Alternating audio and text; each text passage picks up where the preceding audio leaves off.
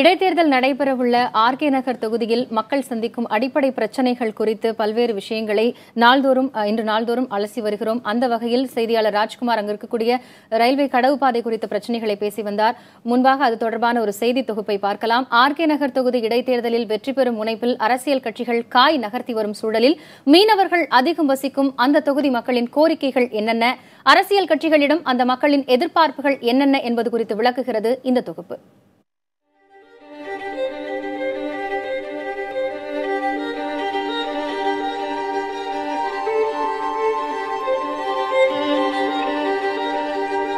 ஜெயலலிதா மறைவால் இடைத்தேர்தலை எதிர்கொண்டுள்ள ஆர்கே நகர் தொகுதியில் ஏறக்குறைய 50,000 மீனவர்கள் இருக்கிறார்கள்.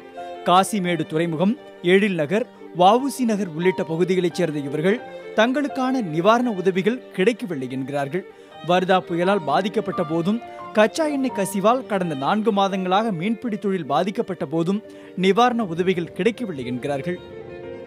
வர்தா புயல் வந்தது, போட்டெல்லாம் எல்லா போட்டும் நிறைய போட்டு சேதமாச்சு. அதில் ஒரு போட்டு நம்ம போட்டு அந்த சேதத்தில் ஒன்று நான் எழுதி கொடுத்தேன், ஒரு நிவாரணம் ஒன்றும் வரல. 96,000 கோடி ரூபாயில் கட்டப்பட்டுள்ள மீன்பிடி இறங்குதளத்தில் குடிநீர், கழிவறை வசதியின்மையால் வாடிக்கையாளர்களும் விற்பனையாளர்களும் பாதிக்கப்பட்டுள்ளதாகவும் அவர்கள் கூறுகின்றனர்.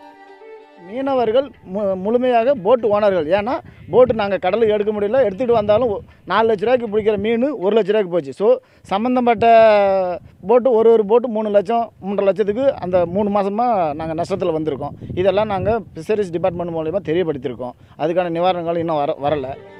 கடலுக்கு செல்லும் மீனவர்களின் பாதுகாப்பை உறுதி செய்வதுடன் மீனவர்களின் நலனை காக்க தொடர்ந்து வலியுறுத்தும் கட்சிக்கே தங்களது வாக்குகள் எனவும் அவர்கள் தெரிவிக்கின்றனர்.